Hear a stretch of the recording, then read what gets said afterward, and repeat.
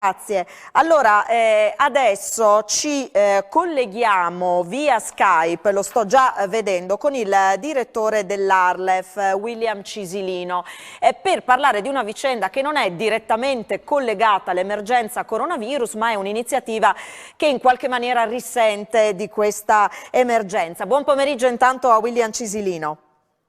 Buon pomeriggio a te e a tutti i telespettatori. C'è una ricorrenza molto importante per il nostro Friuli, è alle porte, insomma voi su questo fronte siete sempre in prima linea, stiamo parlando della data del 3 aprile, tante le iniziative che vengono organizzate in concomitanza con questa data che evidentemente è troppo vicina e quindi è necessario un ripensamento. Sì, in realtà abbiamo spostato le celebrazioni al 7 giugno nella speranza di riuscire a fare qualche cosa il 7 giugno. Quest'anno, fra l'altro, la località principale delle manifestazioni era stata individuata nella città di Udine e veramente avevamo in cantiere con il comune e tanti altri soggetti delle iniziative interessanti, e moltissimi comuni, almeno una cinquantina, ci avevano contattato per le loro manifestazioni. Speriamo di poter fare qualche cosa il 7 giugno, però intanto il 3 aprile è lì alle porte, come dicevi, e quindi abbiamo cercato di comunque smuovere le acque anche in questa situazione difficile.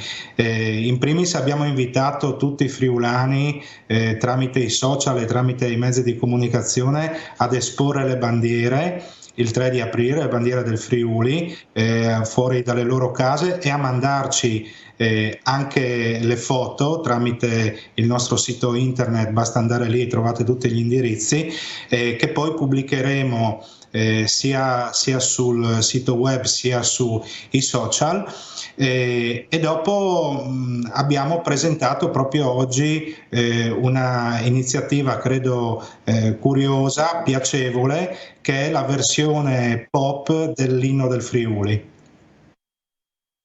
La vedremo tra pochissimi istanti. Al termine di questo collegamento mostreremo il video così che tutti possano vederlo e possano entrare un po' nello spirito, nell'atmosfera di questo 3 aprile. Insomma, non ci si arrende e a fronte di una situazione nuova per tutti si cerca per quanto possibile di riorganizzarsi, reinventarsi, e lo si fa appunto con un video sul quale spenderei due parole in più, perché si vedono delle immagini, no, del nostro Friuli riprese da un drone che rappresenta in qualche maniera anche l'aquila del Friuli che sorvola il territorio e ce lo mostra dall'alto. Sì, è proprio un'aquila immaginaria che passa i principali luoghi della nostra storia, anche i posti dove la storia friulana ha visto insomma dei momenti importanti. Penso ad Aquileia, ma ce ne sono tanti altri, a Cividale, eccetera.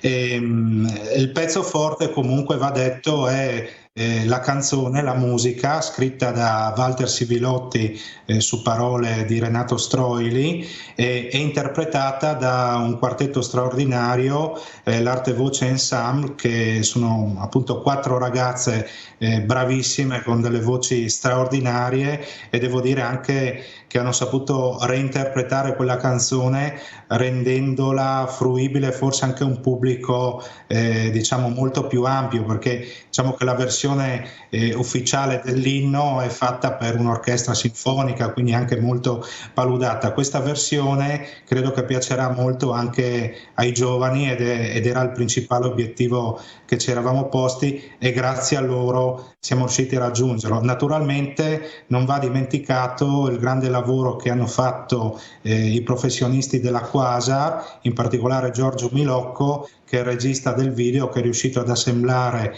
le immagini raccolte nello studio di registrazione Black Mirror di Udine, dove appunto le ragazze hanno registrato la canzone con le immagini prese dal drone, che devo dire la verità, ogni volta che lo guardo, ormai l'ho guardato 50 volte, però mi emozionano sempre.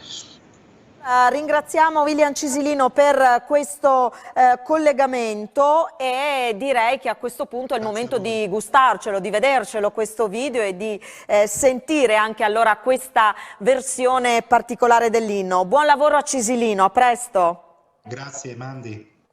Vediamo il video.